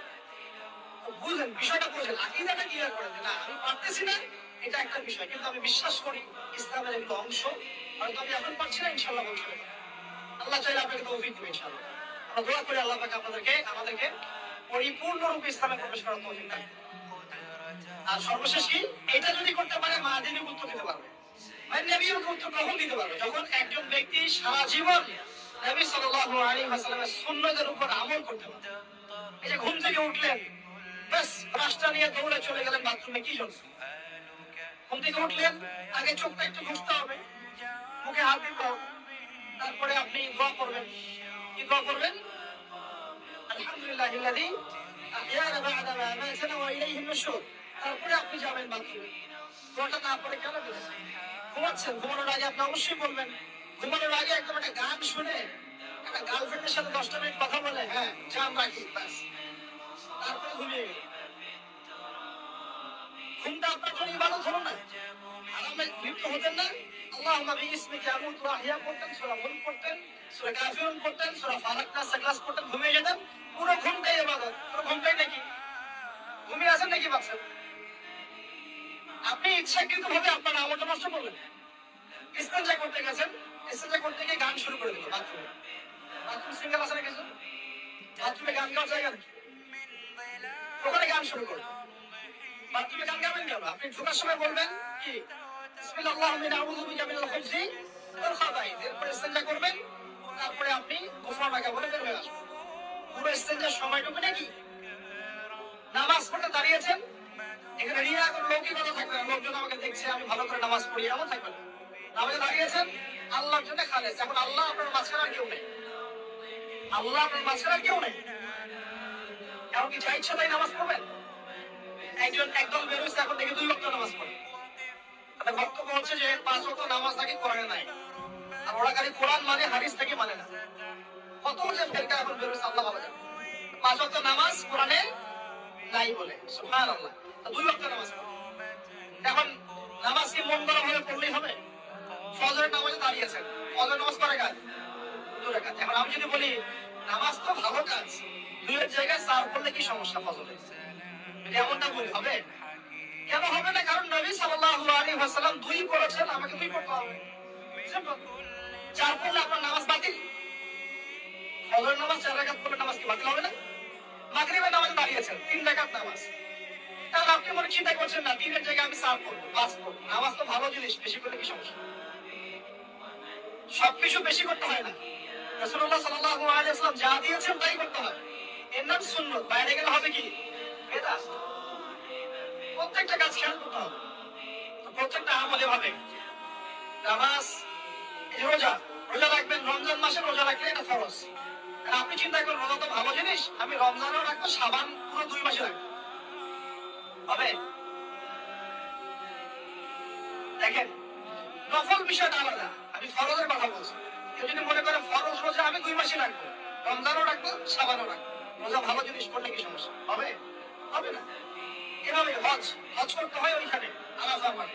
আপনি মনে করেন কুড়িগ্রামে হজের একটা জায়গা বানাইলাম আমরা, মনে করেন কথার কথা, এমনও কিন্তু জায়গা আছে মানুষ অন্য জায়গায় হজ করে, কিন্তু আপনি ভাবছেন এমনি বলছি, এমন অনেক ফেরকা আছে মুসলিমদের মধ্যে, মুসলিম নাম দাঁড়িয়ে মুসলিম না, হজেরও জায়গা বানাইছে আলাদা, ওখানে হজ করে, ওখানে তাওয়াফ করে। এখন হজ যেখানে করতে হবে ওখানে না করে যদি এখানে করে হবে? হবে না। যাকাত দেওয়ার একটা লিমিট আছে, এইটুকু দিতে হবে। আপনি এখন কম দিলেন হবে, আবার দিলেন না আমি একদম বেশি দিয়ে ফাটা ফেলা পাই, সেখানে হবে? এই জিনিসগুলো খেয়াল রাখতে হবে। আমাদের এক কথায় নবী সাল্লাল্লাহু আলাইহি ওয়াসাল্লামের সুন্নাহটা মেনে চলা। আমলের ক্ষেত্রেও একইভাবে, আপনার অর্থনৈতিক জীবনেও নামাজ, রোজা, হজ, যাকাত আপনার পারফেক্ট। এবার আপনি এসেছেন অর্থনীতির ক্ষেত্রে, এসে মাশাআল্লাহ দাড়ি টুপি জুব্বা নিয়ে মাপে কম দিচ্ছেন, চলবে? দাড়ি টুপি জুব্বা আছে, মানুষকে ঠকাচ্ছেন, মজুদ করছেন, সিন্ডিকেট করছেন, অনেক সময় সরকারকে বিব্রত করে ফেলছেন, মাল মজুদ করছেন, দাম বেড়ে যাচ্ছে, বিব্রত হচ্ছে সরকার, হবে? দাড়ি টুপি পাগড়ি জুব্বা পরে ভিতরটা আগে, ইমান ভিতরে না থাকলে দাড়ি টুপিতে লাভ আছে? তাকওয়ার ভিতরে না থাকলে আমার দাড়ি টুপিতে লাভ আছে? মুহসিন হতে হবে। সো ইকোনমিক সেকশনে গিয়েও নবীর আদর্শ ভুলে যাওয়া যাবে না, সেখানেও তার আদর্শ মেনে চলতে হবে। এভাবে সমাজ জীবন, পরিবার সর্বক্ষেত্রেই নবীর সুন্নাহ মেনে চললে পরে ওই ব্যক্তিকে উত্তর দেওয়া যাবে ইনশাআল্লাহ, তিনি আমাদের নবী মুহাম্মদ রাসূলুল্লাহ সাল্লাল্লাহু আলাইহি ওয়াসাল্লাম। সর্বশেষ গিয়ে বলা হবে কিভাবে জানলে? তখন উত্তর কি দিবে মুমিন? আমি আল্লাহর কিতাব পড়েছি, ঈমান এনেছি, এরপরে আমি সত্যায়ন করেছি। তার মানে পড়াশোনা করতে হবে না ভাই, আল্লাহর কিতাব পড়তে হবে না? কারা কারা আল্লাহর কিতাব পড়তে যান হাত তোলেন। আলহামদুলিল্লাহ। আগামী রমজান আসার আগেই পুরো কোরআন এক খতম করবেন, পারা যাবে ইনশাআল্লাহ। এবং প্রত্যেক দিন আমাকে ওয়াদা করেন, প্রত্যেক দিন 1 পারা করে কোরআন তেলাওয়াত করব, পারবেন ইনশাআল্লাহ? না বলেন পারবো ইনশাআল্লাহ? পারবো ইনশাআল্লাহ। আল্লাহ পাক তৌফিক দান করুন, আমিন। কোরআন পড়তে হবে। শুধু কি জাস্ট তোতাবাগের মতো করেই যাবেন সারা জীবন? অর্থটা একটু বোঝার চেষ্টা করবে না ভাই? করা উচিত না? করা উচিত। যদি আপনার সামর্থ্য থাকে আপনার অবশ্যই করা উচিত। সামর্থ্য নাই, বয়স হয়ে গেছে, পারেন না, সেটা আলাদা বিষয়। সামর্থ্য আছে আপনার অবশ্যই উচিত। আলহামদুলিল্লাহি রাব্বিল আলামিন মানে কি? আর রহমানির রহিম মানে কি? মালিকি ইয়াউমিদ্দিন বলছে এটা মানে কি? ইয়াকা না'বুদু বলছি ওয়া ইয়াকা নাস্তাইন এর অর্থ কি? ইহদিনাস সিরাতাল মুস্তাকিম মানে কি? সিরাতাল লাযিনা আন'আমতা আলাইহিম গায়রিল মাগদুবি আলাইহিম ওয়ালাদ-দালিন কি অর্থ? কি বললাম? নামাজে এর অর্থ জানলে মনোযোগ কি ডানে বামে যাবে? যাবে না ইনশাআল্লাহ। এই আল্লাহ পাক বলছেন ইয়া আইয়ুহাল্লাযিনা আমানু তাকুল্লাহ, হে মুমিনগণ আল্লাহকে ভয় করো। হাক্কা তুকাতিহি ওয়া লা তামুতুন্না ইল্লা ওয়া আনতুম মুসলিমুন। তোমরা এমন ভাবে আল্লাহকে ভয় করো, ভয় করার মতো ভয় করো এবং পরিপূর্ণ মুসলিম না হয়ে মৃত্যুবরণ করো না। এর অর্থটা জানলে ভালো লাগলো না? বুঝতে পারলাম না কোরআনটা? আল্লাহ বলছেন ওয়াদারু মা বাকিয়া মিনার রিবা, সুদের অবশিষ্ট অংশ ছেড়ে দাও। ওয়াইলাম তাফআলু ফা'যারু বিহারবিন মিনাল্লাহি ওয়া রাসূলিহি, যদি না করো আল্লাহ এবং রাসূলের সাথে যুদ্ধের ঘোষণা শুনে রাখো। অর্থ জানলে ভেদাও পাওয়া যায় না? অতএব অর্থটা জানার চেষ্টা করো। আল্লাহ পাক তৌফিক দান করুন। অর্থ বোঝার ক্ষেত্রে যদি কোনো প্রতিবন্ধকতা পান সামনে, আলেম ওলামার কাছে যাবেন, জিজ্ঞাসা করে অর্থ জেনে নেবেন। নিজে নিজে আবার মন করা ব্যাখ্যা করতে চায় না। কোরআন বুঝতে গেলে হাদিস লাগবে, হাদিসগুলো পড়তে হবে। হাদিসের কিছু বই কিনবেন, রিয়াদুস সালিহিন, ফায়জুল কালাম, এই যে আপনারা পড়েন, মুনতাকা হাদিস পড়েন, ঠিক আছে, বুলুগুল মারাম মিনাল আদিল্লাতিল আহকাম, মিশকাতুল মাসাবিহ, এই বইগুলো বাসায় রাখবেন। এরপরে আস্তে আস্তে কিনবেন আবু দাউদ, তিরমিজি, নাসাই, এগুলো কিনবেন। পরে গিয়ে বুখারী, মুসলিমের অনুবাদ কিনবেন, আগে কিনবেন। এগুলো কঠিন হাদিস, এগুলো আগে পড়লে আপনি মাথাটা আপনার কিন্তু ঘুরতে থাকবে। আগে কি ক্লাস 8 এ পড়বেন না আগে এইচএসসি দিবেন? আগে ক্লাস 7 8 পার করে যান, তারপরে দিকে যান। আল্লাহ বোঝার তৌফিক দান করুন। প্রিয় ভাইরা, ইলম অর্জন করতে হবে। ইলম অর্জন করলে পরে আপনি তালেবে ইলমের পায়ের নিচে আল্লাহর ফেরেশতারা পাখা বিছিয়ে দিবে ইনশাআল্লাহ। ইলম অর্জন করে আপনি যখন আলেম হবেন বা দ্বীনের জ্ঞান অর্জন করবেন, তখন আপনি দাওয়াতের কাজও করতে পারবেন। আপনার দাওয়াতে যত মানুষ ইসলামের দিকে আসবে সমস্ত নেকি আপনি পাবেন ইনশাআল্লাহ। এবং যখন আপনি আরো বড় আলেম হয়ে যাবেন, আল্লাহ তৌফিক দান করুন, তখন আসমানের যত মাখলুক এবং জমিনের যত মাখলুক, এমনকি গর্তের মধ্যে যে পিপিলিকা আছে সেগুলোও, এমনকি সাগরের নিচে মাছ আপনার জন্য ইস্তেগফার করবে, দোয়া করবে ইনশাআল্লাহ। আল্লাহ পাক আমাদের সবাইকে শিরক মুক্ত আমল করার তৌফিক দান করুন, আমিন। আল্লাহ তাওহীদের উপর থাকার তৌফিক দান করুন, আমিন। আল্লাহ পাক আমাদের সবাইকে দ্বীন ইসলাম পরিপূর্ণরূপে পালন করার তৌফিক দান করুন, নবী সাল্লাল্লাহু আলাইহি ওয়াসাল্লামের আদর্শ মেনে চলার তৌফিক দান করুন এবং দ্বীনের জ্ঞান অর্জন করার তৌফিক দান করুন। দুনিয়াতে আমরা যতদিন বেঁচে থাকবো ইসলামের উপর যেন বেঁচে থাকতে পারি এবং আমাদের মওতের পর দারুল বারযাখ বা কবরের জিন্দেগি আল্লাহ পাক আমাদেরকে এই ভয়াবহ ফিতনা থেকে, আযাব থেকে হেফাজত করুন, আমিন।